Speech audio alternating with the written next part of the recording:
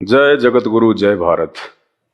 आप सभी भाई बहनों को मुझ पवन दास की तरफ से प्यार भरा नमस्कार, राम राम। भाई और बहनों, आज का हमारा वीडियो विशेषकर हिंदू भाई बहनों के लिए बहुत ही ज्यादा महत्वपूर्ण है और इस वीडियो को आपने पूरा देखना चाहिए और पूरा देखने के बाद आपने चिंतन और मनन करना चाहिए।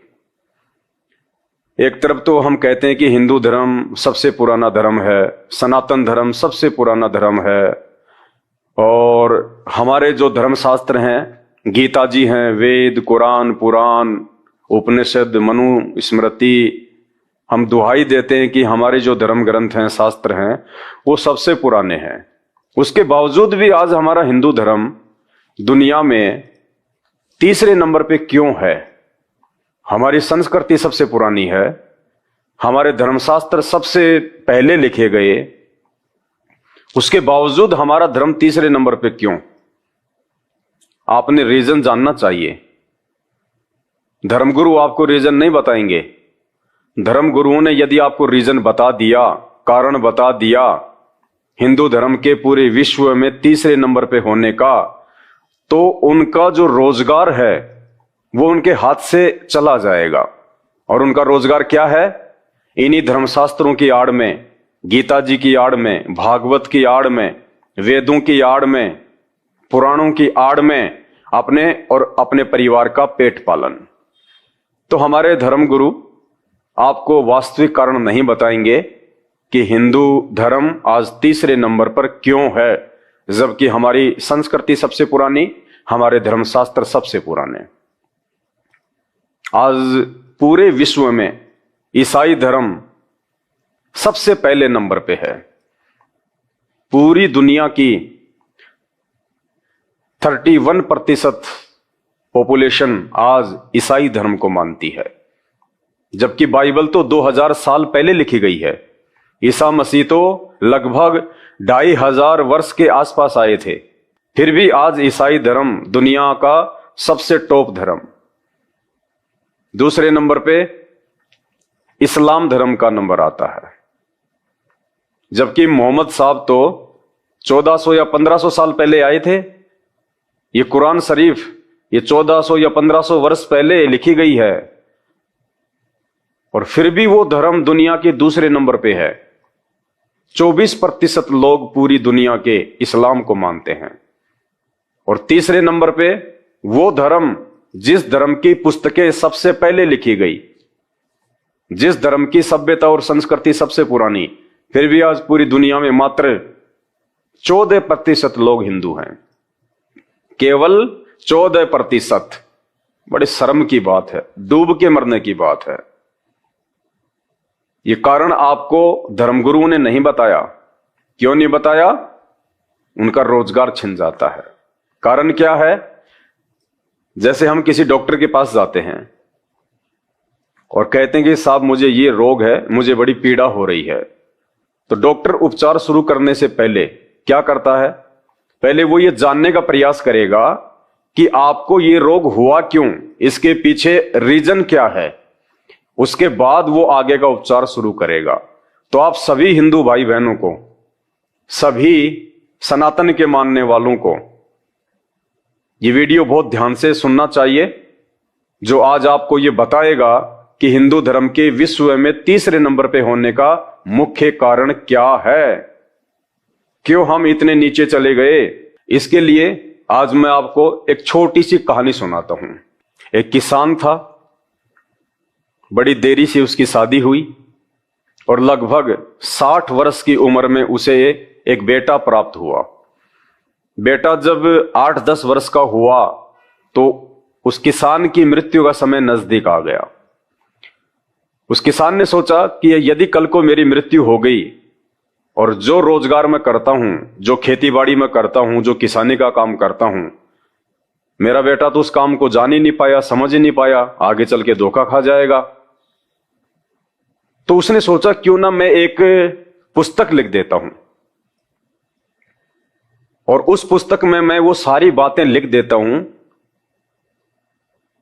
जो किसानी से संबंधित हैं। कौन सी फसल किस समय बीजनी है, कब उसके अंदर पानी देना है, ये सारी बातें मैं उसमें लिख देता हूं, ताकि जब मेरा बच्चा बड़ा होगा तो मेरे द्वारा लिखी गई इस पुस्तक को देखकर, पढ़कर वो आसानी से ये काम कर सकता है, वो धोखा नहीं खाएगा। ये सोचकर उस किसान ने एक पुस्तक लिख दी और कुछ समय बाद में उसकी मृत्यु हो जाती है। अब आप मुझे बताइए, बड़ा होने के बाद जब उस बच्चे ने वो किसानी का काम शुरू करना होगा और उसके पिता के द्वारा जो नियम लिख दिए गए हैं, जो जानकारी लिख दी गई है फार्मिंग के विषय में, यदि वो बच्चा उस पुस्तक में लिखी गई बातों के विपरीत किसानी के काम को करेगा तो क्या वो बच्चा जीवन में सफल होगा? कभी नहीं हो पाएगा। यदि वो बच्चा रबी की फसल के बजाय खरीफ की फसल का बीज डालेगा, जिस समय गेहूं का बीज डालने का समय है उस समय यदि वो बाजरा डालेगा, तो क्या वो बच्चा कभी उस फार्मिंग के काम में सफल हो सकता है? कभी नहीं हो पाएगा। उस बच्चे ने वैसा ही करना पड़ेगा यदि वो सफल होना चाहता है, तो जैसा उसके पिता ने उस पुस्तक में लिखा है। अन्यथा वो बच्चा जिंदगी में कभी भी किसानी के काम में सफलता प्राप्त नहीं कर सकता और अच्छी फसल ना होने के चलते वो बच्चा दिन ब दिन निर्धन होता चला जाएगा। भाई और बहनों, यही कारण है हिंदू धर्म के तीसरे नंबर पे होने का। जिन्हें हम अपना बाप मानते हैं, जिन्हें हम अपना भगवान मानते हैं, अपना इष्ट मानते हैं, किसे? श्री कृष्ण जी को। कौन से क्षेत्र का? आध्यात्मिक क्षेत्र का। उस हमारे बाप ने, उस हमारे पिता ने, उस हमारे इष्ट ने ये सोचकर कि आगे चल के भक्ति मार्ग में मेरे बच्चे धोखा ना खा जाएं, ये हिंदू धर्म तीसरे नंबर पे ना आ जाए, उसके लिए उन्होंने धर्म और धार्मिकता से संबंधित कि कौन से कर्म करने चाहिए, कौन से कर्म नहीं करने चाहिए, कौन से भगवान की पूजा करनी चाहिए, कौन से भगवान की पूजा करने से नुकसान होगा, ये सारी बातें श्री कृष्ण जी ने गीता जी के अंदर लिख के आप और हमारे लिए छोड़ दी कि जब मेरी मृत्यु हो जाएगी उसके बाद में मेरे वंशज, मेरे भारत देश के निवासी, मेरे बच्चे इस पुस्तक को पढ़ेंगे और फिर वो इस पुस्तक के अनुसार अपनी धार्मिक क्रियाओं को ठीक करेंगे तो वो भक्ति मार्ग में सफल हो जाएंगे, अन्यथा वो धोखा खाएंगे। तो भाई और बहनों, अगर भक्ति मार्ग में हमें सफल होना है, वास्तव में यदि हमने 84 लाख योनियों के संकट से बाहर निकलना है, यदि हमने नरक की आग से बचना है, तो हमने भगवान के द्वारा लिखी गई इस पुस्तक को आधार बनाना पड़ेगा। क्योंकि ये गीता जी, ये वेद, ये पुराण, ये सब भक्ति का आधार है। यदि इन पुस्तकों से बाहर हमें कोई भक्ति का मार्ग बताता है कि तुम राधे राधे श्याम जपो, हरे रामा हरे हरे, हरे कृष्णा हरे हरे, तुम ये नारियल फोड़ दो, तुम ये पतासे बांट दो, तुम ये पीपल के पेड़ के धागा बांध दो, तुम ये पैदल यात्रा कर लो, तुम ये कावड़ ले आओ, तुम ये व्रत कर लो, यदि ये सारी की सारी क्रिया जिन्हें आज हम इन धर्मगुरुओं के कहने पे कर रहे हैं, यदि ये क्रियाएं हमारी गीता जी में नहीं है, हमारे धर्म शास्त्रों में उनका कहीं कोई वर्णन नहीं है, उल्लेख नहीं है, तो भाई और बहनों, हम कभी भी उस किसान के बेटे की तरह भक्ति मार्ग में सफल नहीं हो पाएंगे। हमने भक्ति मार्ग में उन्हीं क्रियाओं को करना पड़ेगा, उन्हीं मंत्रों का जाप करना पड़ेगा, उसी व्यक्ति को अपना जो है गुरु बनाना पड़ेगा, जिसके विषय में श्री कृष्ण जी ने गीता का ज्ञान देते समय इस पुस्तक में आप और हम सब के लिए लिख दिया। और जिस समय ये गीता जी का ज्ञान बोला गया था, उस समय ना कोई हिंदू था, ना कोई मुसलमान था, ना कोई सिख था, ना ईसाई था, ना जैन था, ना बौद्ध था।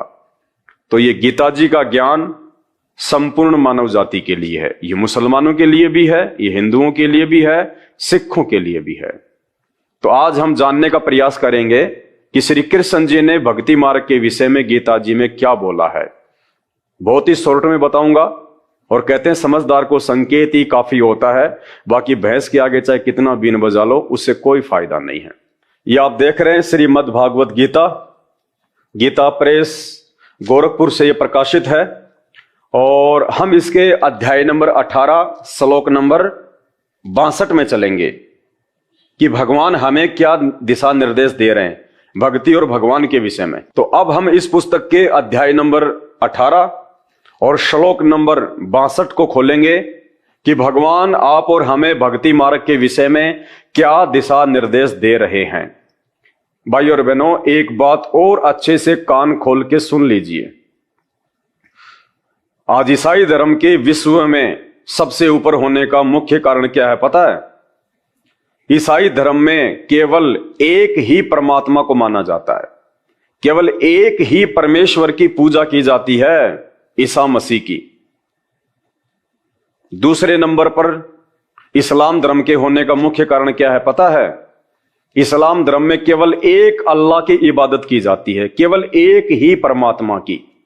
उनकी पुस्तक भी एक ही है, उनका भगवान भी एक ही है, बाइबल भी एक ही है तो उनका भगवान भी एक ही है, ईसा मसीह। इस्लाम में उनकी पुस्तक भी एक ही है, कुरान, तो उनका अल्लाह भी एक ही है। लेकिन हमारे यहां पे पुस्तकें इतनी है चाहो तो मकान भर जाए, और देवता इतने हैं कि भाई साहब 52 डब्बों की ट्रेन भी छोटी पड़ जाए। इसलिए हम लोग तीसरे नंबर पे हैं, क्योंकि आज तक हमारे धर्म गुरुओं ने, ऋषि मुनियों ने, जो लाखों की संख्या में फैले हुए हैं, आज तक इन्होंने हमें यह बताया ही नहीं कि एक परमात्मा कौन है, एक भगवान कौन है, एक अल्लाह कौन है, उसका नाम क्या है, किस एक परमात्मा की भक्ति करनी चाहिए, सबसे बड़ा भगवान कौन है। इसलिए हम लोग भक्ति मार्ग में सबसे ज्यादा नीचे हैं, और यही कारण है आज हिंदू धर्म के तीसरे नंबर पे होने का। और यदि समय रहते हम लोग आज नहीं जागे, और इसी प्रकार से यदि हम 33 करोड़ देवी देवताओं की पूजा पाठ में लगे रहे, रास्ते में किसी ने काले पत्थर को सिंदूर से लाल कर दिया, वहां भी हम लोग सिर झुका के 10 का नोट फेंक के आके निकल जाते हैं, ये भक्ति नहीं है। आज आपने जागना पड़ेगा, समझना पड़ेगा। ये इतनी मोटी पुस्तकें, ये श्रीमद् भागवत गीता, ये 700 श्लोक भगवान ने क्यों बोले? मनोरंजन के लिए नहीं बोले, हमें भक्ति और भगवान से संबंधित संपूर्ण जानकारी देने के लिए। और आज भी यदि हम इन धर्मशास्त्रों को खोल के नहीं देखेंगे तो धिक्कार है ये मानव जन्म प्राप्त करने का, जो 84 लाख योनियां भोगने के बाद केवल एक बार मिलता है, परमात्मा की पहचान करके उसकी भक्ति करके सदा सदा के लिए 84 लाख योनियों से बाहर निकलने के लिए। तो जिस प्रकार वो किसान का बेटा अपने बाप के द्वारा लिखी गई फार्मिंग के विषय में उस पुस्तक को नहीं पढ़ेगा, और उस पुस्तक में जो लिखा गया है उसके अनुसार यदि वो फार्मिंग नहीं करेगा, वो बच्चा कभी जिंदगी में सफल नहीं हो सकता। ठीक इसी प्रकार श्री कृष्ण जी ने, भगवान ने जो पुस्तक लिखी है, जो इन्होंने ज्ञान दिया है गीता जी का, यदि हम उनके अनुसार भक्ति क्रिया नहीं करेंगे, और किसी भी ऐरे गहरे नत्थु बहरे छोटे मोटे बाबा जी ने, गुरु जी ने, धर्मगुरु ने, शंकराचार्य ने, 1000 की 8 की उपाधि लेके बैठे संत महंतों ने हमें जो भी भक्ति मार्ग का पाठ पढ़ा दिया, मनमाना, उसको हम फॉलो करते हुए जा रहे हैं, तो कहां से भक्ति बनेगी, कहां से भगवान मिलेगा? तो क्या कहा श्री कृष्ण जी ने? गीता जी अध्याय नंबर 18 को ध्यान से पढ़िए। ये एक बहुत बड़ी मेहर हुई है आज भारत देश पे, समस्त मानव जाति पे, कि आज इस मद् भागवत गीता को सही तरीके से पढ़ाने वाला हमें वो गुरु मिल गया, धर्म गुरु मिल गया।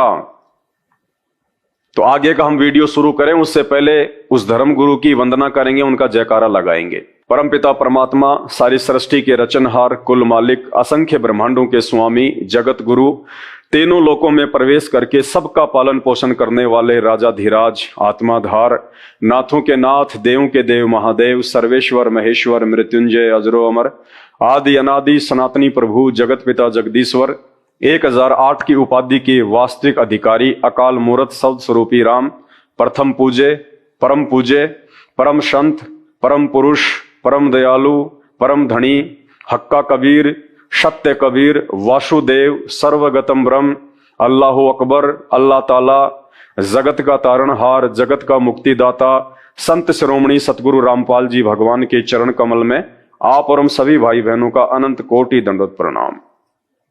अब हम चलते हैं वीडियो की तरफ कि महाभारत के युद्ध में श्री कृष्ण जी ने जो गीता जी का ज्ञान दिया, वो ज्ञान उन्होंने हमारे टाइम पास के लिए नहीं दिया, हमारे किसी मनोरंजन के लिए नहीं दिया, या घर में किसी की मृत्यु हो जाए तो उसके बाद में 2 दिन का पाठ करने के लिए नहीं दिया।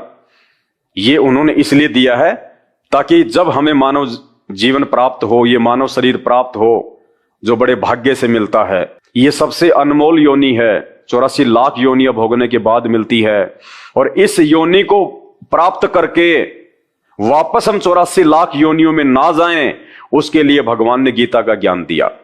तो भगवान हमें क्या कह रहे हैं भक्ति और भगवान के विषय में, भक्ति मार्ग के विषय में?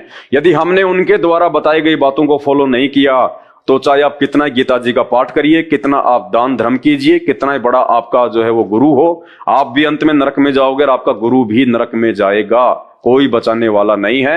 यदि हमने भगवान के अनुसार बताई गई भक्ति मार्ग की इन क्रियाओं को नहीं अपनाया तो आपके सामने है श्रीमद् भागवत गीता, गीता प्रेस गोरखपुर से ये प्रकाशित है, और इसका ये 18वां अध्याय है। और 18वां अध्याय इसका क्या बोल रहा है?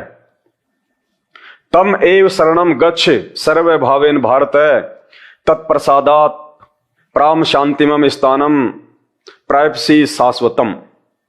क्या कह रहा है ये अध्याय? भगवान हमें क्या बता रहे हैं भक्ति के विषय में? सभी को क्या कह रहे हैं? हे भारत, यानी हे अर्जुन, श्री कृष्ण जी महाभारत के युद्ध में अर्जुन से कह रहे हैं, क्या कह रहे हैं? हे भारत, हे अर्जुन, तू सब प्रकार से उस परमेश्वर की ही शरण में जा। क्या कह रहे हैं भगवान? हे अर्जुन, तू सब प्रकार से उस परमेश्वर की ही शरण में जा।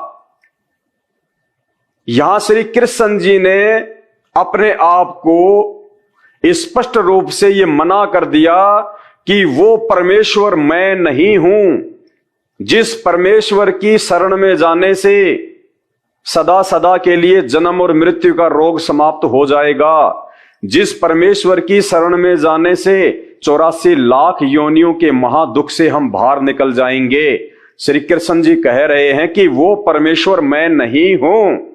वो परमेश्वर यदि श्री कृष्ण जी होते तो अर्जुन को इस अध्याय में ये ना कहते कि हे अर्जुन, तू सब प्रकार से उस परमेश्वर की ही शरण में जा। यानी वो पूर्ण परमात्मा, वो पूर्ण परमेश्वर जो भक्ति के योग्य है, जिसको हम अल्लाह कहते हैं, जिसको हम सनातन भगवान कहते हैं, उसकी तरफ अर्जुन को जाने के लिए श्री कृष्ण जी यहां पे स्वयं संकेत कर रहे हैं आपकी आंखों के सामने। हे भारत, तू सब प्रकार से उस परमेश्वर की ही शरण में जा। फिर क्या होगा?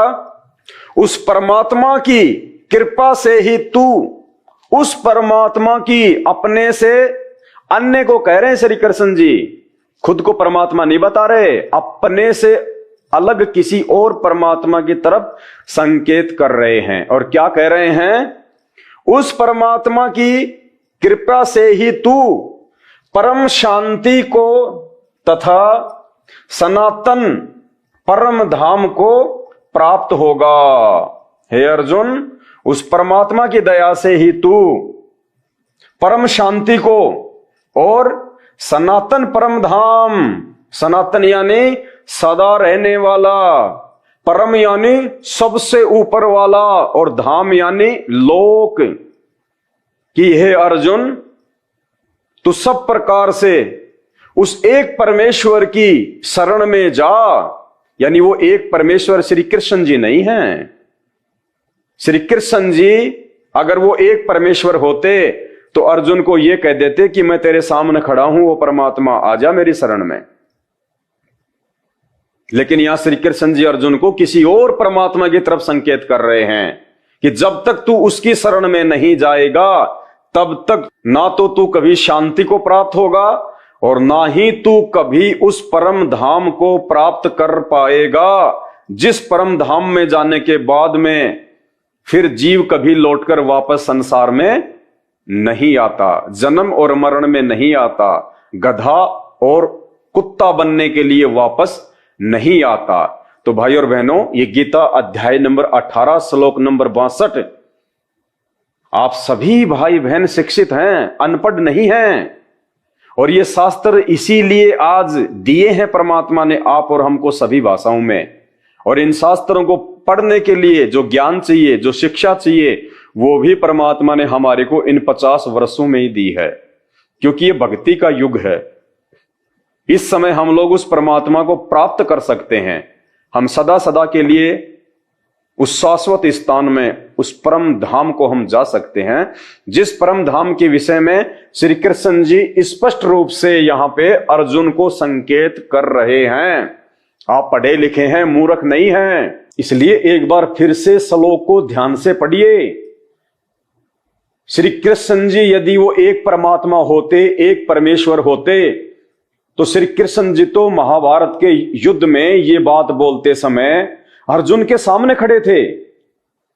लेकिन फिर भी वो कह रहे हैं कि हे भारत, हे अर्जुन, देखिए लिखा हुआ है हे भारत यानी हे अर्जुन, तू सब प्रकार से उस परमेश्वर की ही शरण में जा। अपने से अलग कोई और भगवान बता रहे हैं श्री कृष्ण जी, अपने से अलग कोई और जो है परमात्मा बता रहे हैं। वो परमात्मा कौन है?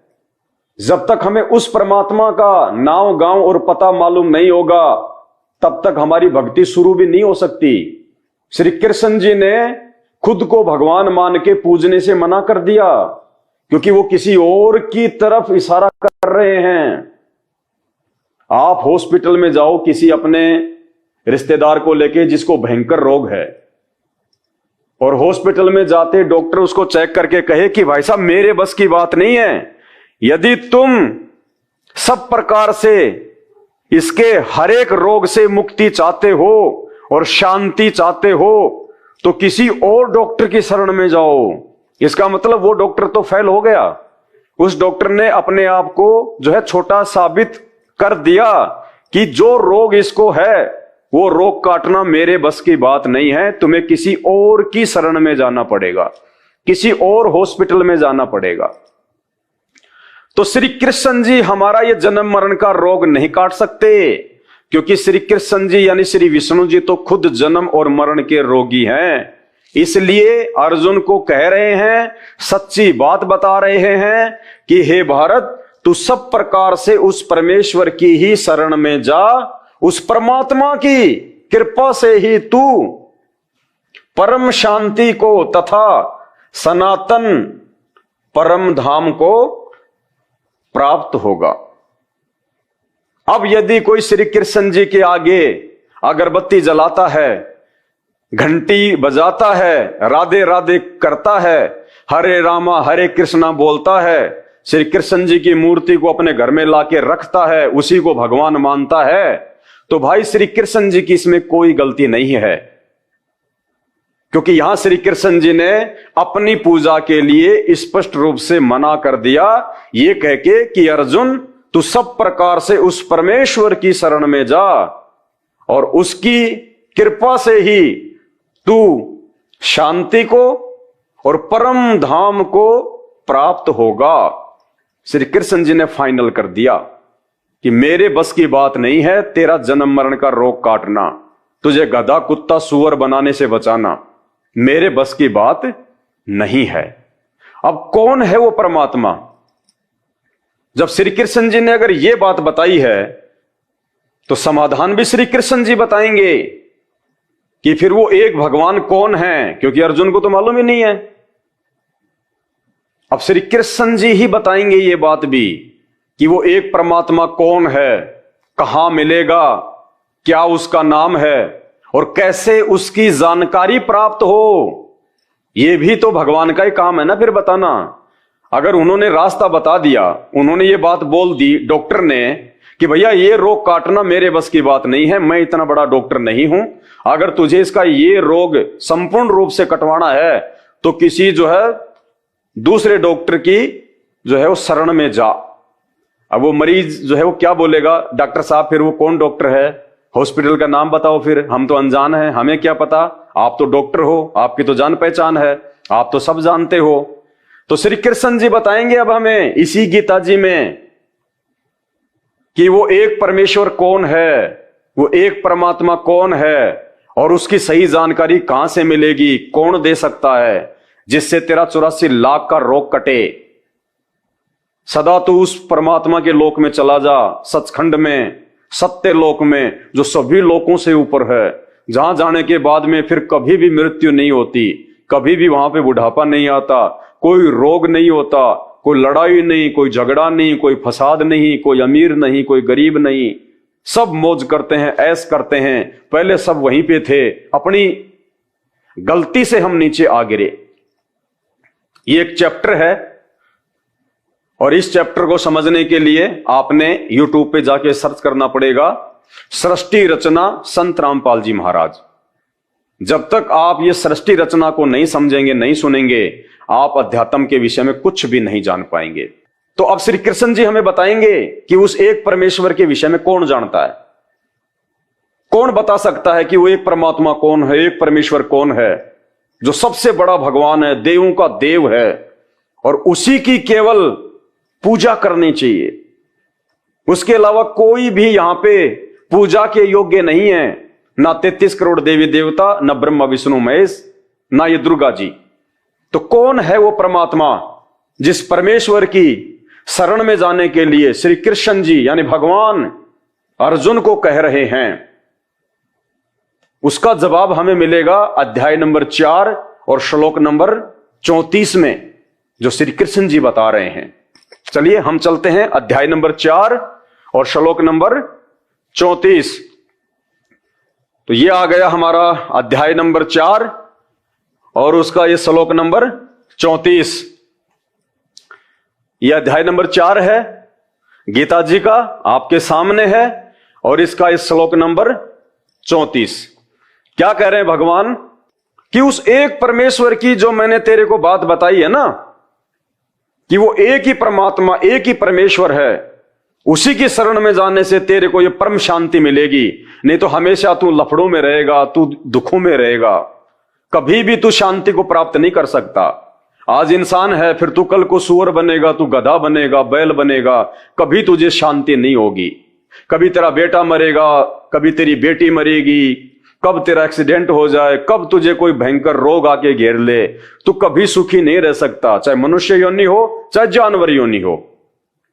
तो जिस एक परमेश्वर के विषय में श्री कृष्ण जी कह रहे हैं अर्जुन को कि हे भारत, हे अर्जुन, तू एक परमेश्वर की शरण में जा, उसी की शरण में जाने से तू परम शांति और परम धाम को प्राप्त होगा। अब वो कौन है परमात्मा, कौन है वो भगवान जिसके बारे में श्री कृष्ण जी भी कह रहे हैं कि मेरे बस की बात भी नहीं है भाई, I am not complete God, I am dummy God. तो कंप्लीट गॉड कौन है, उसकी जानकारी कौन देगा? तो अध्याय नंबर 4 के श्लोक नंबर 34 में भगवान हमें बता रहे हैं कि कौन जानता है उसके बारे में, उसकी सही जानकारी कौन देगा, उस एक परमेश्वर की। यह अध्याय नंबर 4 और श्लोक नंबर 34 क्या कह रहे हैं भगवान? उस ज्ञान को, कौन से ज्ञान को? उस भगवान के विषय में, उस ज्ञान को कि वो एक परमात्मा कौन है, उस ज्ञान को तू तत्वदर्शी ज्ञानियों के पास जाकर समझ। क्या कह रहे हैं भगवान कि हे अर्जुन, उस ज्ञान को जो एक परमात्मा की जानकारी बताएगा, वास्तव में कौन से भगवान की भक्ति करनी चाहिए, सबसे बड़ा देव कौन है जिसकी पूजा 33 करोड़ देवी देवता भी करते हैं, वो एक परमात्मा, एक परमेश्वर कौन है, उसकी जानकारी तुझे कौन देगा? उस ज्ञान को तू तत्वदर्शी ज्ञानियों के पास जाकर समझ। हे अर्जुन, वो ज्ञान मुझे नहीं है। भगवान कह रहे हैं गीता का ज्ञान देते समय कि अर्जुन, वो ज्ञान मुझे भी नहीं है।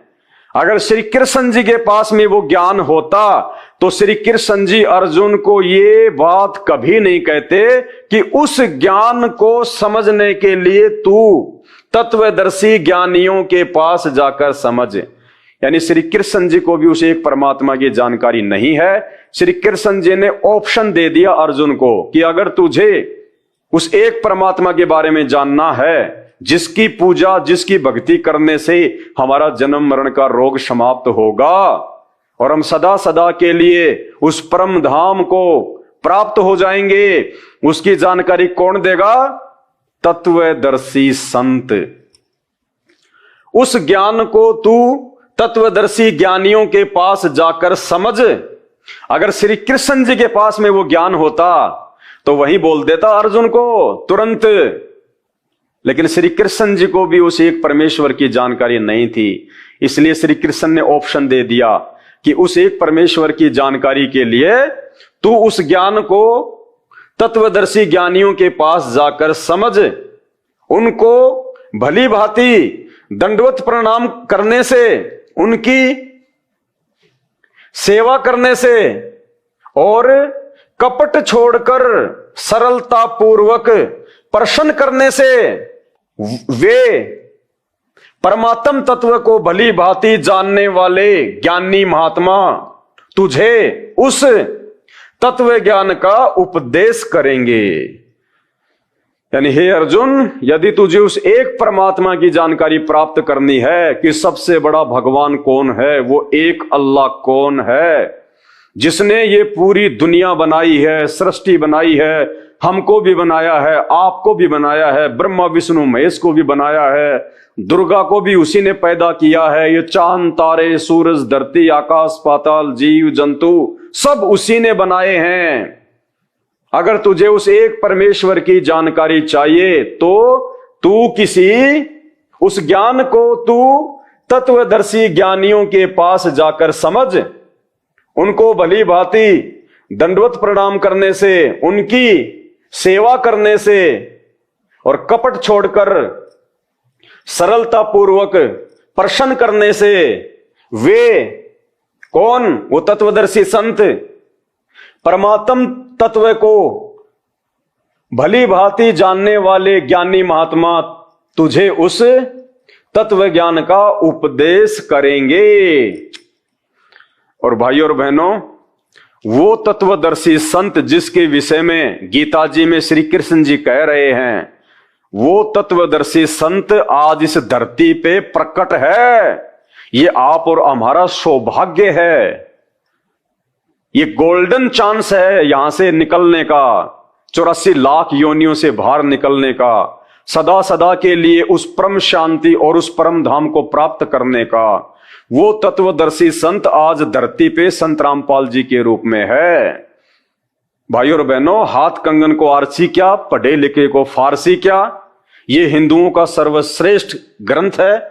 और इस ग्रंथ में जब खुद गीता का ज्ञान देने वाला भगवान ये कह रहा है कि अर्जुन, अगर तुझे उस एक परमेश्वर की जानकारी प्राप्त करनी है, जिसकी शरण में जाने के बाद तू हर प्रकार से शांति को प्राप्त करेगा, उस प्रातम सनातन धाम को प्राप्त करेगा, जहां जाने के बाद जीव कभी वापस लौट के नहीं आता, यानी 84 में धक्के नहीं खाता।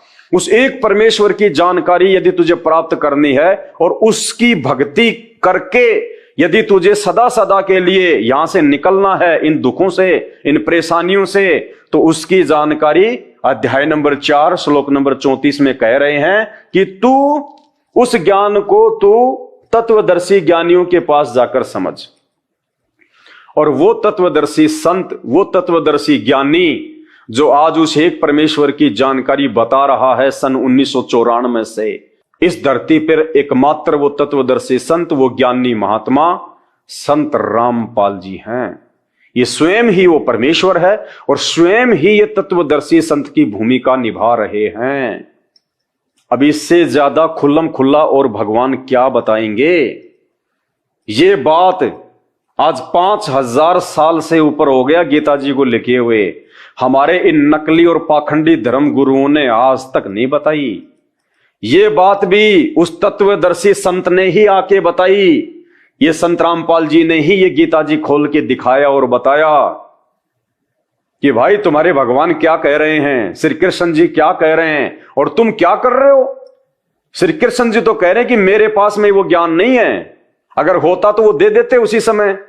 तत्वदर्शी संत के बारे में क्यों बोलते? और खुद ही यदि वो भगवान होते, जो भगवान जन्म और मरण को समाप्त कर दे, जो 84 लाख योनियों के दुख से आत्मा को बाहर निकाल दे, तो अध्याय 18 के श्लोक नंबर 62 में श्री कृष्ण जी ये कभी नहीं कहते कि अर्जुन उस एक परमेश्वर की तू शरण में जा। अगर वो ही भगवान होते, वो ही परमेश्वर होते, तो कह देते मैं खड़ा तेरे सामने वो एक परमेश्वर। लेकिन नहीं, उन्होंने क्या कहा कि मैं नहीं हूं, उस एक परमेश्वर की शरण में जा, और वो परमेश्वर की जानकारी वो तत्वदर्शी संत बताएगा और कोई नहीं बता सकता। यदि आपने इस हिसाब से अपनी भक्ति शुरू नहीं की, यदि आपने सबसे पहले उस तत्वदर्शी संत के सत्संग सुन के निर्णय करके फिर उनसे नाम उपदेश लेके और उनके द्वारा बताई गई वो भक्ति यदि आपने नहीं की, तो आप जिंदगी में 84 लाख योनियों के दुख से बाहर नहीं निकल सकते। क्योंकि श्री कृष्ण जी ने सबसे उत्तम ज्ञान दे दिया, और श्री कृष्ण जी के बताए अनुसार यदि हम नहीं करेंगे तो हम तो भगवान की उल्लंघना कर रहे हैं।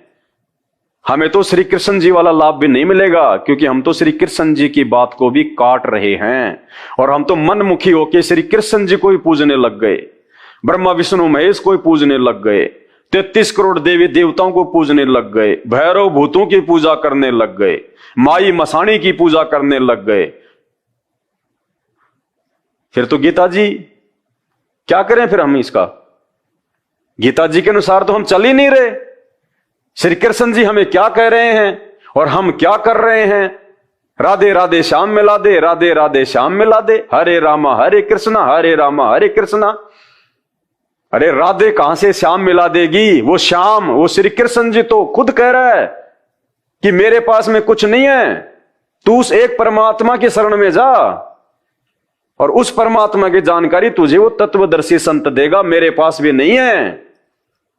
तो भाइयों, कैसे ये हिंदू धर्म दुनिया का नंबर 1 धर्म बन जाएगा? कैसे वो सनातनी संस्कृति वापस आ जाएगी? कैसे ये देश विश्व गुरु बन जाएगा? विचार करो इन बातों पे। और फिर क्या बताएगा वो तत्वदर्शी संत? कौन सा ज्ञान बताएगा वो तत्वदर्शी संत? उस तत्वदर्शी संत की भी क्या पहचान होगी? वो नकली है या वो असली है? उस तत्वदर्शी संत की पहचान भी भगवान ने गीता जी में बताई है। यदि उस तत्वदर्शी संत की भी तुझे पहचान करनी है, तो गीता जी अध्याय नंबर 15 श्लोक नंबर 1 क्या कह रहा है? क्या करेगा वो तत्वदर्शी संत? वो कैसे अपने जो है वो ज्ञान को बताएगा? ये देखिए, ये गीता जी अध्याय नंबर 15 और ये श्लोक नंबर 1। भगवान के बताए अनुसार जब हम उस तत्वदर्शी संत की खोज हम कर लेंगे, और भैया खोज करने की जरूरत नहीं है, आपको तो खोज करने की भी जरूरत नहीं है, आपको तो सीधा सीधा उसका एड्रेस बताया जा रहा है। संत रामपाल जी महाराज, उस तत्वदर्शी संत की क्या पहचान बताई संत रामपाल जी की श्री कृष्ण जी ने? देखिए, ऊर्ध्व मूलम अधः शाखम अश्वत्थम प्राहु अव्ययम छंदासी यस्य प्रणनानि ये तम वेद च स वेद विद। क्या पहचान होगी उसकी? वो क्या ज्ञान बताएगा? आदि पुरुष परमेश्वर मूल वाले और ब्रह्मा रूप मुख्य शाखा वाले जिस संसार रूप पीपल के पेड़ को, वृक्ष को यानी पेड़ को, पीपल के पेड़ को अविनाशी कहते हैं, तथा वेद जिसके पत्ते कहे गए हैं, उस उस संसार रूप वृक्ष को जो पुरुष, जो ज्ञानी, जो महात्मा मूल सहित यानी उसकी जड़ से लेके उसके पत्तों तक जो पूरा का पूरा विवरण दे दे, जो पुरुष मूल सहित तत्व से जानता है, वह वेद के तात्पर्य को जानने वाला है। क्या कहा श्री कृष्ण जी ने उस तत्वदर्शी संत की पहचान के विषय में कि संसार रूपी पीपल के पेड़ के सभी भागों को, कि उसकी जड़ कौन है, उसके पत्ते कौन है, उसकी डारियां कौन है और उसके वो टहनी कौन है, जो पुरुष, जो महात्मा उस पूरे आध्यात्मिक पीपल के पेड़ के सभी भागों को जो तत्व से बता दे, वो तत्वदर्शी संत होगा। तो भाई और बहनों, उस पीपल के पेड़ का वो चित्र जो गीता जी अध्याय नंबर 15 श्लोक नंबर 1 में लिखा हुआ है, 4 युगों में यदि किसी ने सार्वजनिक तौर पे गीता जी को दिखा के टीवी चैनलों पे यदि किसी ने बताया है तो केवल संत रामपाल जी हैं, केवल संत रामपाल जी। क्योंकि गीता जी में भगवान ने अर्जुन को उस तत्वदर्शी संत की यही पहचान बताई है कि उस तत्वदर्शी संत की यही पहचान होगी जो तुझे एक परमात्मा की जानकारी देगा, जो तुझे असली भक्ति देगा, कि वो संसार रूपी पीपल के वृक्ष के सभी विभागों को सही सही बता देगा, पूरी सृष्टि रचना को बता देगा कि देव कौन है, महादेव कौन है, ब्रह्मा विष्णु महेश कौन है, आप और हम कौन हैं, और वो पूर्ण परमात्मा कौन है। तो देखिए वो पीपल का पेड़ जो संत रामपाल जी ने शास्त्रों से खोल के बताया है, उसका चित्र बना के हमें समझाने के लिए, ये देखिए भाई बहनों, गीता जी अध्याय नंबर 15 और श्लोक नंबर 1 के अनुसार भगवान ने जिस तत्वदर्शी संत की पहचान बताई है कि वो तत्वदर्शी संत होगा, वो ज्ञानी महात्मा होगा जो तुझे एक परमेश्वर की जानकारी बताएगा, जो तुझे एक भगवान की भक्ति बताएगा, और उसी के बताए अनुसार पूजा पाठ करने से, भक्ति करने से, दान पुण्य करने से तू उस परम शांति को और उस परम धाम को प्राप्त होगा। ये गीता जी का सर्वश्रेष्ठ ज्ञान है।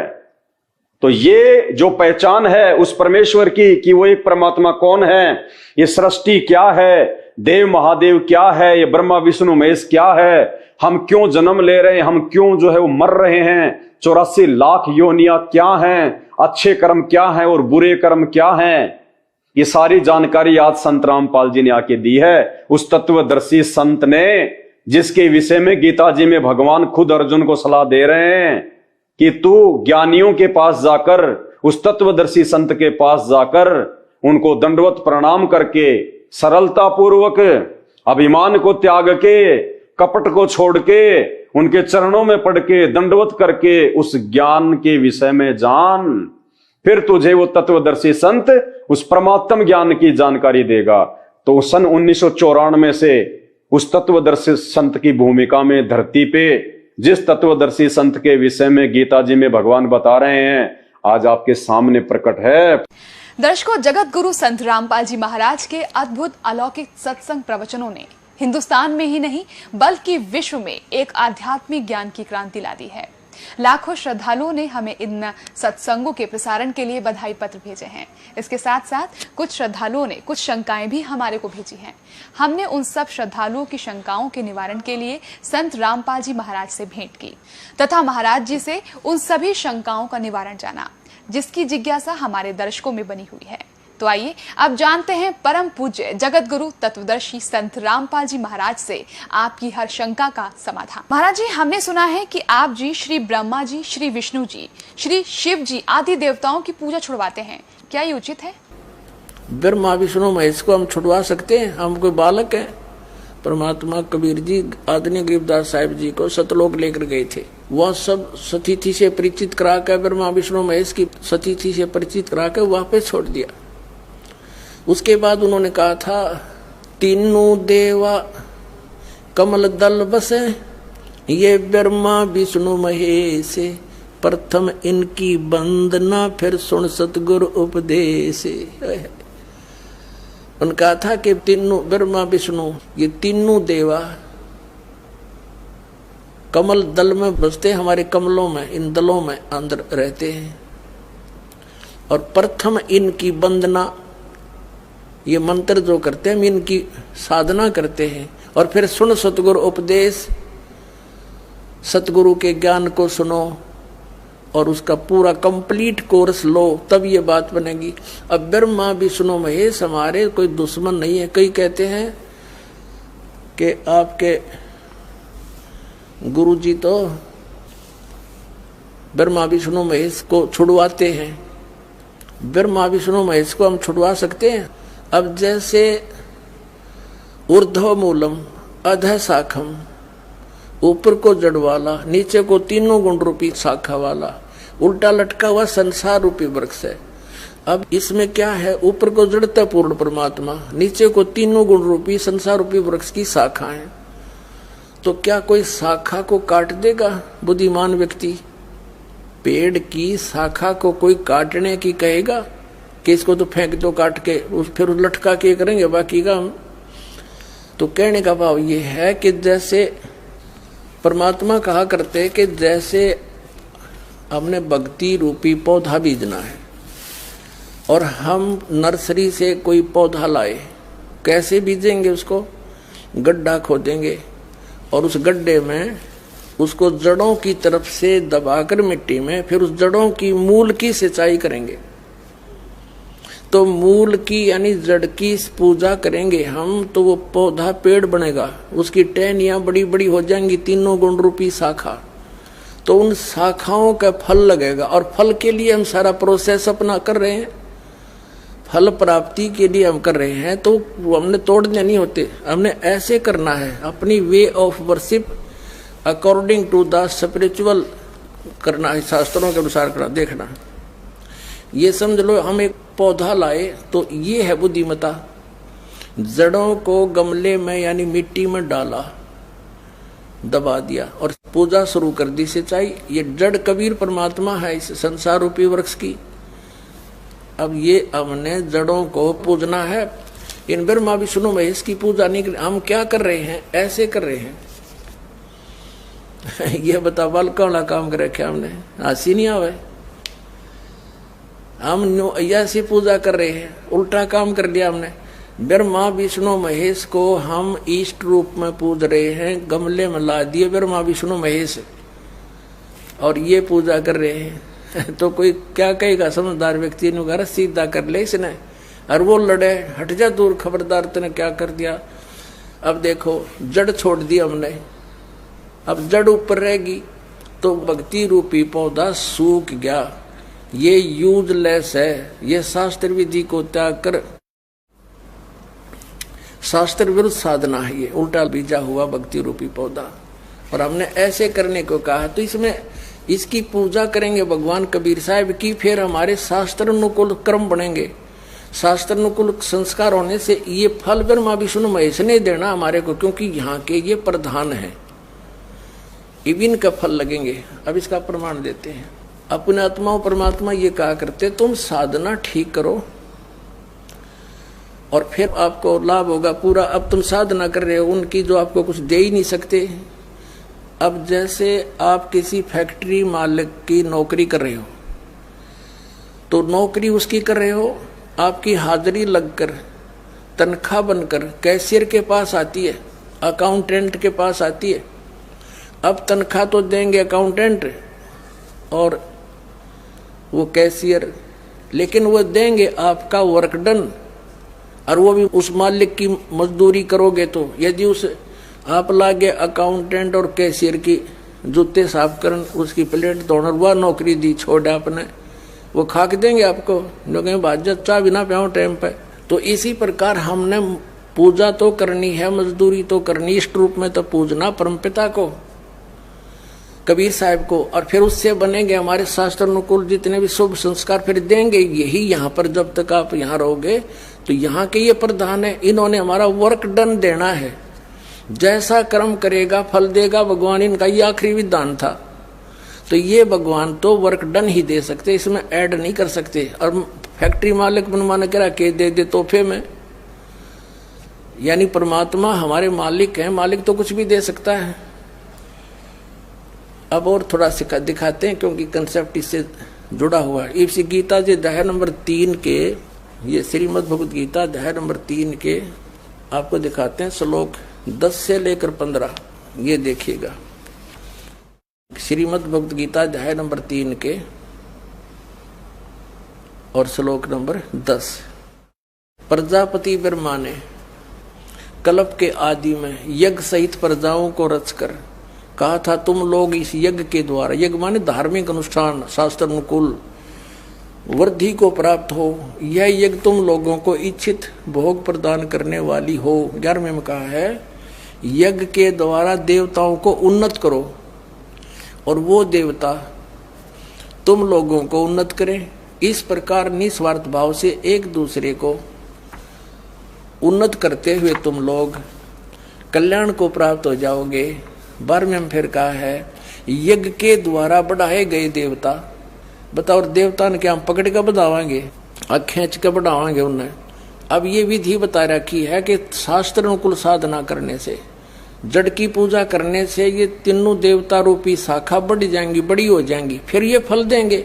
देखिए, यज्ञ के द्वारा, शास्त्र अनुकूल साधना के द्वारा बढ़ाए हुए यानी बढ़े हुए देवता, ये तीनों शाखाएं तुम लोगों के बिना मांगे ही इच्छित भोग निश्चित देते रहेंगे। उन देवताओं को दिए हुए भोगों को जो पुरुष उनके बिना दिए स्वयं भोगता है वह चोर है। अब क्या सिद्ध हो गया कि जैसे हम मूल की पूजा करेंगे, मूल की यानी जड़ की पूजा करने से टहनी बड़ी हो जाएंगी, ये देवता बढ़ गए, बड़े होकर ये फलों से लदपद हो जाएंगी, ये टहनी बिना मांगे देंगे अपने आप, क्योंकि हम मूल की पूजा कर रहे हैं तो अपने आप इनका बस की बात नहीं, देने पड़ेंगे फल हमारे को। आगे देखो, और जो फिर कहते हैं धर्म दान नहीं करते तो वो तो चोर हैं, वो फिर स्वयं भोगता है बिना गुण को दिए यानी बिना कुछ दान किए तो चोर है। 13वें में कहा है, यज्ञ से बचे हुए अन्न को खाने वाले श्रेष्ठ पुरुष सब पापों से मुक्त हो जाते हैं, और जो पापी लोग अपने शरीर पोषण के लिए ये अन्न पकाते हैं वे तो पाप ही खाते हैं। इसका कहने का भाव यह है, अपने आत्माओं यहाँ पर सतलोक आश्रम बरवाला जिला हिसार हरियाणा में पूरे विश्व में एक ये स्थान है जहाँ शास्त्र अनुकूल साधना होती है। अब ये क्या बता रहे हैं, यज्ञ से बचे हुए अन्न को खाने वाले श्रेष्ठ पुरुष संत यानी अच्छी आत्मा तो सब पापों से मुक्त हो जाते हैं। हम सबसे पहले परमात्मा का भोग निकालते हैं, भोजन का भी, हलवे का प्रसाद बनकर आता है वो भी, उसको भगवान के भोग लगाकर फिर शेष अन्न को वितरित किया जाता है। तो ये कहते हैं यज्ञ से बचे हुए अन्न को खाने वाले संत, साधु संत भक्त, यज्ञ से बचे हुए अन्न को खाने वाले संत है यानी साधु संत भक्त आत्माएं, अच्छी आत्माएं सब पापों से मुक्त हो जाते हैं। अब कहने का भाव ये है कि यहाँ पहले भगवान को भोग लगा के शेष बचे हुए अन्न को उसके बच्चों को वितरित किया जाता है, वो महापाप नाशक बन जाता है। तो यहाँ आओगे तो सारी साधना मिल लेगी आपने, तो सब पापों से मुक्त आप होगे। ज्ञान सुनोगे, धर्म यज्ञ, ज्ञान यज्ञ, प्रणाम यज्ञ, सारी यज्ञ, सब साधना, पूरा ट्रीटमेंट दिया जाएगा। फिर कहते हैं जो दान धर्म नहीं करते हो तो चोर हैं भगवान के। जिन हर की चोरी करी और गए राम गुण भूल, ते बिदना बागुल किए वो फिर झूले उल्टी झूल। कहते हैं जिन हर की चोरी करी, भगवान ने जो आपको दान दिया है, धन आपके संस्कार में, उसको आगे दान जो नहीं करता वो तो चोर बताया भगवान का। तो फिर क्या बताते हैं देखिएगा, आगे इसमें निष्कर्ष निकल रहा है। 3रे अध्याय का हमने ये 13वां श्लोक पढ़ लिया। यज्ञ से बचे हुए अन्न को खाने वाले श्रेष्ठ संत माने आप अच्छी आत्माएं सब पापों से मुक्त हो जाते हैं, और जो पापी लोग अपना केवल कमाया और खाया वहीं तक सीमित हैं, वो तो पाप को खाते हैं। अब 14 और 15 में एक निर्णायक ज्ञान दे दिया। पहले इनका अनुवाद पढ़ाएंगे इंजीनियरों का, फिर समझ में आएगा। संपूर्ण प्राणी अन्न से उत्पन्न होते हैं। अन्न की उत्पत्ति वृष्टि से होती है, वृष्टि यज्ञ से होती है। यज्ञ इसका अर्थ है शास्त्र अनुकूल कर्मों से जो होता है वो विहित कर्मों से उत्पन्न होने वाले हैं, यज्ञ यानी धार्मिक अनुष्ठान। और कर्म समुदाय को तो ब्रह्मो उद्भवम, इन्होंने ब्रह्म का अर्थ वेद कर दिया है। कोई बात हुई? ब्रह्म का अर्थ वेद कर दिया। ये लिखना था कि देखो हम यहाँ पर आए इस काल के लोक में, तो हमने कर्म करके ही मिलेगा, ना कति नहीं मिले। तो कहते हैं ये कर्म लगाए ब्रह्म ने बनाया विधान यहाँ का, और ब्रह्म की उत्पत्ति हुई परम अक्षर ब्रह्म से, उस परमात्मा से, सच्चिदानंद घन ब्रह्म से। इसका अर्थ तो ये है, लेकिन इन अज्ञानियों ने कुछ ज्ञान तो था नहीं, सारे उल्टे अडंगे अड़ा दिए। ये देखिएगा, कर्म समुदाय को तू वेद से उत्पन्न नहीं, ब्रह्म से उत्पन्न हुए। और ब्रह्म अक्षरम उद्भवम अविनाशी परमात्मा से, यहाँ ब्रह्म लिखना था, ब्रह्म ये काल अविनाशी परमात्मा से उत्पन्न हुआ जान। इससे सिद्ध होता है कि सर्वगतम ब्रह्म, सर्वगतम माने सर्वव्यापी परमात्मा, सबका मालिक, सदा ही यज्ञों में प्रतिष्ठित है। वो इष्ट रूप में पूज्य है, वही प्रतिष्ठित है सभी यज्ञों में, उसको इष्ट मानकर पूजा करनी चाहिए। इसका निष्कर्ष ये निकल गया। अब हम उस परमात्मा को इष्ट मानकर पूजा करेंगे तो हमारी शास्त्र अनुकूल साधना होगी। और इसमें कहा कि सारा जो शास्त्र अनुकूल साधना करने से हमारे शुभ संस्कार बनेंगे। ये भक्ति रूपी पौधा बड़ा होगा, ब्रह्मा विष्णु महेश के पास हमारे संस्कार जाएंगे, और ये बिना मांगे आपको देंगे, आपको बिना मांगे देंगे। जैसे फल लदपद हो गए टहनिया के, आप भी खाओ, रिश्तेदार भी ले जाओ, और पड़ोसी भी तोड़ ले जाओ, तो भी समाप्त ना हो। तो इतना इस प्रकार हमारा ये पूरा भक्ति क्रम पूरा होता है। तो हम आपको सबसे पहले परमात्मा ने कहा है कि तीनों देवा इन कमल दलों में बसे, ये ब्रह्मा विष्णु महेश, और प्रथम इनकी वंदना, और फिर सतगुरु उपदेश। तो हम इनकी पूजा नहीं कर रहे, हम किसी का किराया दे रहे हैं। जैसे हम टैक्स भर रहे हैं बिजली का, हम बिल भर रहे हैं इसका, टेलीफोन का, वो पूजा थोड़ी कर रहे हैं, वो तो हम उनको दे रहे हैं। तो हमें हमारी सुविधाएं जारी रखेंगे, नहीं देंगे तो कनेक्शन काट देंगे। तो हम शास्त्र अनुकूल साधना कंप्लीट कोर्स ना करके अपनी अपनी डफली पीट रहे हैं, जिस कारण से हम परमात्मा से मिलने वाली साधना से वंचित होकर के हम नास्तिक होते जा रहे थे। अब परमात्मा ने दया करी आपके ऊपर और इस दास के ऊपर। इस दास को बनाया वो तत्वदर्शी संत, और जो ज्ञान परमात्मा 600 वर्ष पहले छुपा गए थे खजाना, इस दास को चाबी दे दी। अब दास ने खोल दिया उसके बच्चों के सामने, अब खाओ और खर्चो, चलो सतलोक में।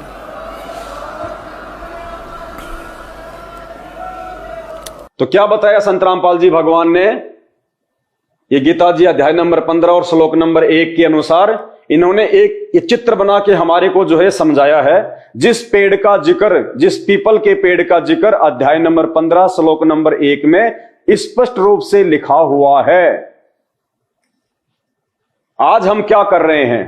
संत रामपाल जी ने आके हमें क्या बताया कि क्यों तुम लोग भक्ति मार्ग में दिन ब दिन नीचे जा रहे हो। तुम सभी भगवानों की भक्ति करते हो, पूजा करते हो, फिर भी तुम्हें कोई लाभ नहीं। तुम्हारी आंखों के सामने तुम्हारे बेटा बेटी मर जाते हैं, तुम्हें कैंसर जैसा, टीबी जैसा, एड्स जैसा भयंकर रोग तुम्हारे को घेर लेता है। तुम दुखी, तुम्हारा परिवार दुखी, तुम्हारे बाल बच्चे दुखी, तुम आर्थिक स्थिति से तुम दुखी। क्यों तुम परेशान हो? जीते जी दुखी, सर्वश्रेष्ठ मानव योनि प्राप्त करने के बाद भी तुम महादुखी, और मरने के बाद फिर तुम 84 लाख योनियों में जाते हो, फिर महादुखी। तो रीजन बताया संत रामपाल जी ने कि तुम्हारी भक्ति सही नहीं है। तुमने भक्ति रूपी जो पौधा है उसको तुमने ठीक तरीके से नहीं जो है वो बीज रखा। अपने भक्ति को ठीक करो, एक भगवान की पहचान करो, फिर देखना इस भक्ति से जो लाभ मिलते हैं वो लाभ यूं चुटकियों में मिलेंगे, चुटकियों में। जो आज संत रामपाल जी के भगत प्राप्त कर रहे हैं। तो संत रामपाल जी ने हमें गीता जी अध्याय नंबर 15 श्लोक नंबर 1 के अनुसार ये पीपल के पेड़ को बना के और उसके सभी विभागों को उन्होंने समझाया है। आज हमने भक्ति रूपी जो ये पौधा है, हमने इसको जमीन में उल्टा डाल रखा है। अरे एक पेड़ होता है, हम कोई छोटा सा कोई आम का एक पौधा लेके आते हैं, उस पौधे को जमीन में हम कैसे लगाते हैं? हम उसकी जड़ को ऊपर करते हैं या फिर उसकी जड़ को हम लोग जमीन में डालते हैं? तो आप कहोगे भैया उसकी जड़ को जमीन में डालना पड़ेगा, खड्डा खोद के, और उसके बाद में उसमें पानी डालना पड़ेगा, उसमें खाद देना पड़ेगा, उसकी सुरक्षा करनी पड़ेगी, तब कहीं जाके 5-6 साल में वो आम का पेड़ बनेगा, फिर उसके पेड़ लगेंगे। बिल्कुल सही बात है। और हम लोगों ने क्या कर रखा है? भक्ति रूपी पेड़ को हमने उल्टा जमीन में गाड़ रखा है। भक्ति रूपी पेड़ की जो जड़ है, एक पेड़ होता है उसकी जड़ होती है जहां से उसको पोषण मिलता है। जड़ कौन है अध्यात्म में? भगवान, वो परमात्मा। तो हमने हमारा जो भक्ति रूपी जो पेड़ है, जो भक्ति आज हम जो कर रहे हैं, हमने वो इस प्रकार से पौधा लगा रखा है। हमने उसकी जड़ तो कर दी ऊपर, और उसकी जो टहनियां हैं उनको हमने जमीन में गाड़ रखा है। टहनियां कौन है? ये ब्रह्मा विष्णु महेश। ब्रह्मा विष्णु महेश भक्ति रूपी पेड़ की टहनियां हैं। और ये डार कौन है? ये इनका पिता है, काल क्षर पुरुष, ये है इनका पिता। और इस भक्ति रूपी पेड़ की जड़ क्या है? ये कबीर परमात्मा। वेद जिसके विषय में चीख रहे हैं कि वो एक परमात्मा, एक भगवान, जो मुर्दे को जिंदा कर दे, अंधे को आंख दे दे, जो कोढ़ी को काया दे दे, निर्धन को जो माया दे दे, सारे सुख दे दे, और अंत में मोक्ष कर दे, 84 लाख योनियों से बाहर निकाल दे, वो एक परमात्मा इस भक्ति रूपी पेड़ की जड़ है ये, जहां से सबको पोषण मिलता है, जो तीनों लोकों में जो प्रवेश करके सबका पालन पोषण करता है, वो जड़ रूपी ये परमात्मा है। और हमने क्या कर दिया? हम ब्रह्मा विष्णु महेश की भक्ति कर रहे हैं। ब्रह्मा विष्णु महेश से भी नीचे भैरव भूत की भक्ति कर रहे हैं।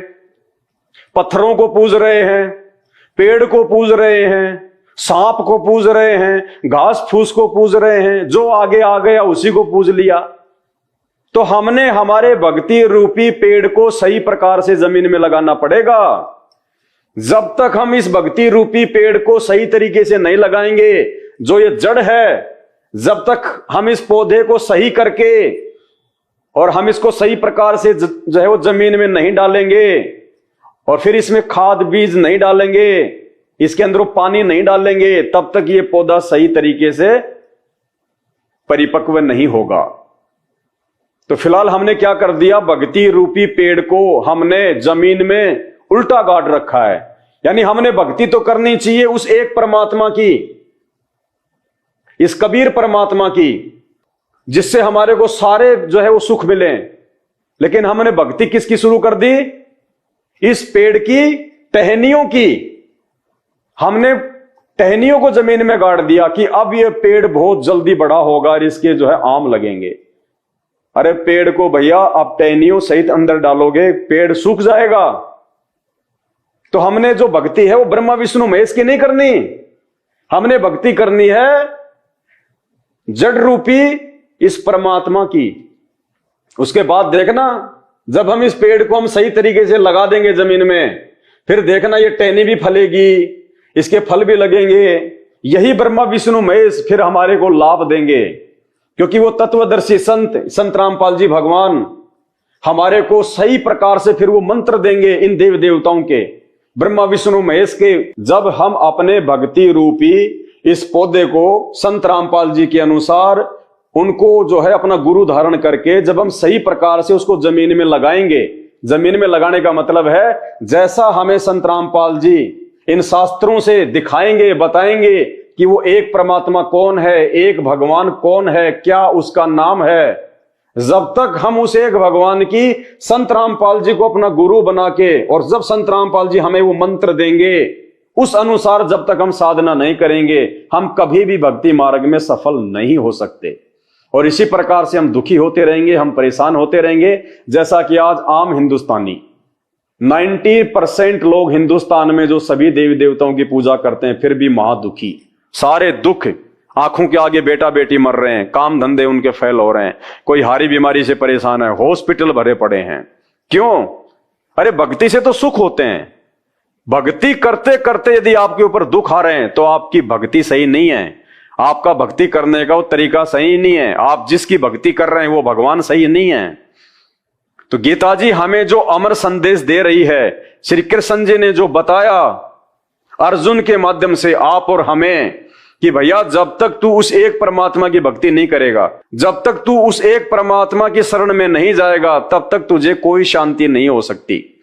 और उस एक परमात्मा की जानकारी गीता जी अध्याय 4 श्लोक नंबर 34 में वो तत्वदर्शी संत बताएगा। और उस तत्वदर्शी संत की क्या पहचान होगी? गीता अध्याय नंबर 15 श्लोक नंबर 1 कि वो भक्ति रूपी पेड़ का वो चित्र बना के और तुझे सही प्रकार से समझाएगा कि भक्ति कौन से भगवान की करनी चाहिए।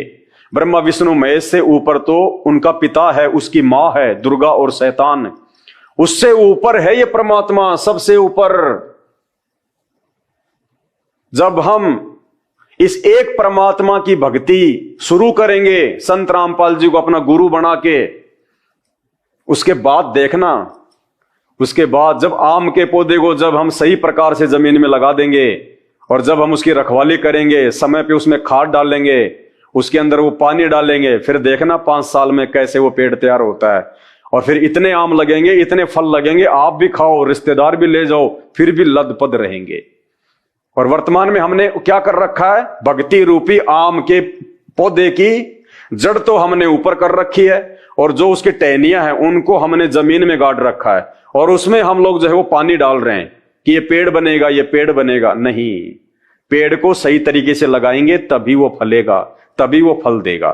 तो आज हम जितने भी भारतवासी हैं या विश्व में जितने भी व्यक्ति हैं जिन्होंने अभी तक संत रामपाल जी के सत्संग सुनना शुरू नहीं किया और जिन्होंने संत रामपाल जी को भक्ति मार्ग में अपना गुरु धारण नहीं किया, वो व्यक्ति अपना भक्ति रूपी आम का पौधा उल्टा लगा रखा उसने जड़ तो ऊपर कर रखी है और टहनियों को यानी देवी देवताओं को जमीन में गाड़ के फिर उनके अंदर वो पानी डाल रहा है।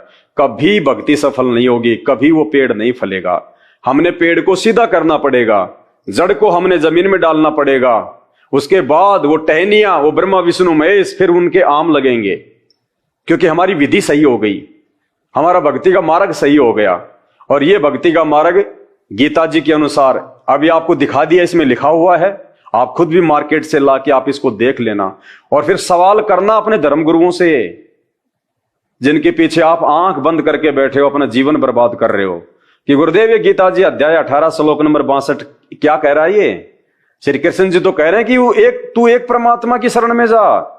अरे अगर श्री कृष्ण जी परमात्मा होते तो किसी दूसरे परमात्मा की शरण में जाने के लिए वो क्यों बोलेगा?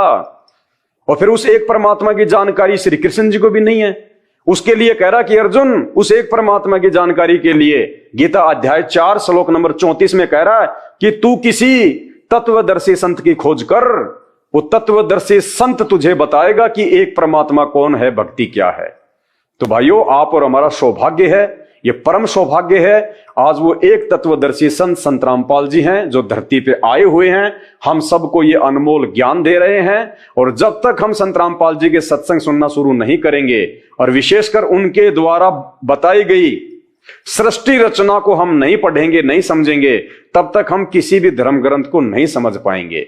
और उसके बाद देखना ये देश कैसे अध्यात्म में सीढ़ी दर सीढ़ी, सीढ़ी दर सीढ़ी, सभी धर्मों से ऊपर, सभी धर्मों से ऊपर वापस वही सनातन संस्कृति, वही सनातन सभ्यता, वही हमारा देश पूरे विश्व में विश्व गुरु के नाम से विख्यात होगा। क्योंकि जो भी कुछ होता है यहाँ पे भक्ति से होता है। हमारा देश जब कभी पहले धर्मगुरु था, विश्व गुरु था, तो हमारे देश को उस समय धर्मगुरु साइंस ने नहीं बनाया, वैज्ञानिकों ने नहीं बनाया था, राजनीति या राजनेताओं ने नहीं बनाया था, धर्म गुरुओं ने बनाया था, ऋषि मुनियों ने बनाया था। तो आज भी अगर ये देश विश्व गुरु बनेगा, धर्म गुरु बनेगा और बनेगा तो सिर्फ और सिर्फ संत रामपाल जी की भक्ति के बदौलत बनेगा। और कोई नहीं है इस देश को धर्मगुरु बनाने वाला, विश्व गुरु बनाने वाला। और अगर आपको विश्वास नहीं है तो ये ब्रह्मा विष्णु महेश जी को कहां तक का ज्ञान है? जिस ब्रह्मा विष्णु महेश के विषय में हम कहते हैं, हमारे ये नकली धर्मगुरु हमें रात दिन ये पाठ पढ़ाते हैं कि ब्रह्मा जी ने पूरी सृष्टि बनाई है, ब्रह्मा विष्णु महेश से बढ़ के कोई नहीं है। वो ब्रह्मा विष्णु महेश को भी खुद ज्ञान नहीं है सृष्टि का। इसीलिए तो भगवान ने, विष्णु जी ने, इसीलिए तो गीता जी में कहा है कि अर्जुन तू उस एक परमात्मा की शरण में जा, एक परमात्मा की जो है वो शरण में। तो श्री कृष्ण जी को हो चाहे विष्णु जी को हो, बात एक ही है। तो ब्रह्मा विष्णु महेश को भी ज्ञान नहीं है। अपनी आंखों से देख लो एक बार, थोड़ा सा दिखाऊंगा बस, समझदार को संकेत ही काफी होता है। ये देखिए आपकी आंखों के सामने श्रीमद् देवी भागवत सचित्र मोटा टाइप गीता प्रेस गोरखपुर से यह प्रकाशित है और इसका पेज नंबर है 130। तीसरा स्कंद है। नारद जी, जिस ब्रह्मा जी के विषय में हमारे धर्मगुरु कहते हैं कि ब्रह्मा जी ने सृष्टि बनाई है, ब्रह्मा जी को तो खुद नहीं पता कि सृष्टि जो है किसने बनाई है। नारद जी जो ब्रह्मा जी के जो बेटे हैं, जो पुत्र हैं, वो क्या कह रहे हैं? नारद जी कहते हैं, व्यास जी प्राचीन समय की बात है, यही संदेह मेरे हृदय में भी उत्पन्न हो गया था। कौन सा संदेह? कि ये सृष्टि का रचयिता कौन है, किसने बनाई है ये दुनिया, एक भगवान कौन है, सबसे बड़ा भगवान कौन है। नारद जी कह रहे हैं व्यास जी से कि एक समय मेरे मन में भी ये संदेह हो गया था और फिर मैं अपने पिताजी के पास गया, ब्रह्मा जी के पास में। देखना, नारद जी कहते हैं व्यास जी प्राचीन समय की बात है, ये संदेह मेरे हृदय में भी उत्पन्न हो गया था। तब मैं अपने पिता अमित तेजस्वी ब्रह्मा जी के स्थान पर गया और उनसे इस समय जिस विषय में तुम मुझसे पूछ रहे हो उसी विषय में मैंने पूछा। मैंने कहा, यानी नारद जी ने कहा, पिताजी ये संपूर्ण ब्रह्मांड कहां से उत्पन्न हुआ? यानी नारद जी को भी नहीं पता। नारद जी अपने पिताजी से पूछ रहे हैं, ब्रह्मा जी से क्या कह रहे हैं? मैंने कहा पिताजी ये संपूर्ण ब्रह्मांड कहां से उत्पन्न हुआ है? विभो आपने सम्यक प्रकार से इसकी रचना की है अथवा विष्णु इस विश्व के रचयिता हैं। नारद जी कह रहे हैं कि पिताजी आपने दुनिया बनाई है या फिर भगवान विष्णु ने बनाई है, या शंकर ने इसकी सृष्टि की है, या फिर शंकर भगवान ने बनाई है दुनिया। सृष्टि का रचयिता कौन है? जगत प्रभु आप विश्व की आत्मा हैं, सच्ची बात बताने की कृपया करें। नारद जी कह रहे हैं अपने पिताजी को, ब्रह्मा जी को, कि आप झूठ मत बोलना, मुझे ये सच्ची बात बताओ कि ये जो सृष्टि है, ये जो दुनिया है, ये जो ब्रह्मांड है, ये आपने बनाए हैं या भगवान विष्णु ने बनाए हैं या फिर शंकर जी ने बनाए हैं?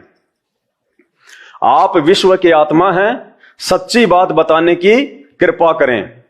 किन देवताओं की पूजा करनी चाहिए? नारद जी कह रहे हैं कौन से देवता की पूजा करनी चाहिए? जबकि नारद जी तो हमेशा देवताओं के बीच में रहते हैं।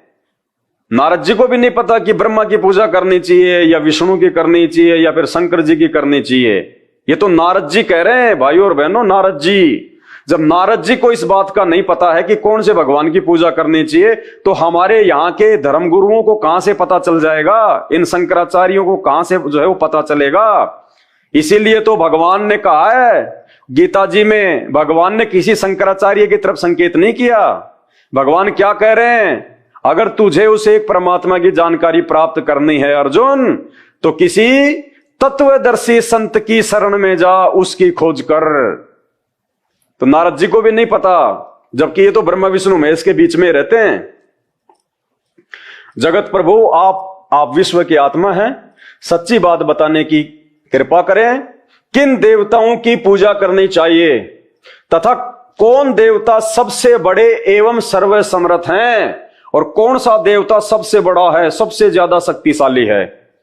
निष्पाप ब्रह्मा जी इन सभी प्रश्नों का समाधान करके मेरे हृदय के संदेह को दूर करने की कृपा करें। सत्यवती नंदन व्यास जी, इस प्रकार मेरे प्रश्न करने पर लोक पितामह ब्रह्मा जी मुझसे कहने लगे, नारद जी कह रहे हैं कि हे व्यास जी, जब मैंने ये सवाल अपने पिताजी से पूछा, ब्रह्मा जी से, तो उसके बाद में ब्रह्मा जी ने मुझे क्या उत्तर दिया कि सृष्टि का रचयिता कौन है। क्या कह रहे हैं ब्रह्मा जी, आप देखना अपनी आंखों से, ब्रह्मा जी को भी ज्ञान नहीं है सृष्टि का। क्या कह रहे हैं ब्रह्मा जी? ब्रह्मा जी ने कहा, बेटा मैं इस प्रश्न का क्या उत्तर दूं, ये प्रश्न बड़ा ही जटिल है।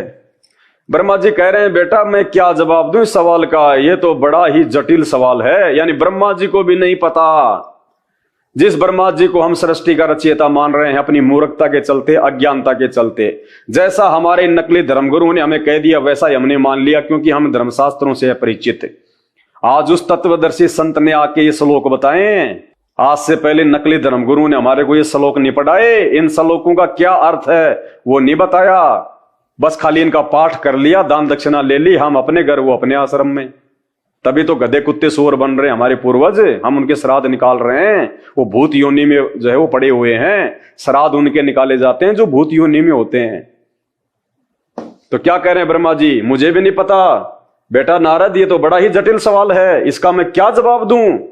अगर जवाब होता, ब्रह्मा जी को अगर इस बात का पता होता कि सबसे बड़ा भगवान कौन है, सबसे शक्तिशाली देवता कौन है, कौन से देवता की पूजा करनी चाहिए और ये सृष्टि की रचना किसने की है, तो ब्रह्मा जी ये नहीं कहते कि बेटा ये तो बड़ा ही टेढ़ा सवाल है, मैं क्या जवाब दूं। यानी ब्रह्मा जी को भी नहीं पता।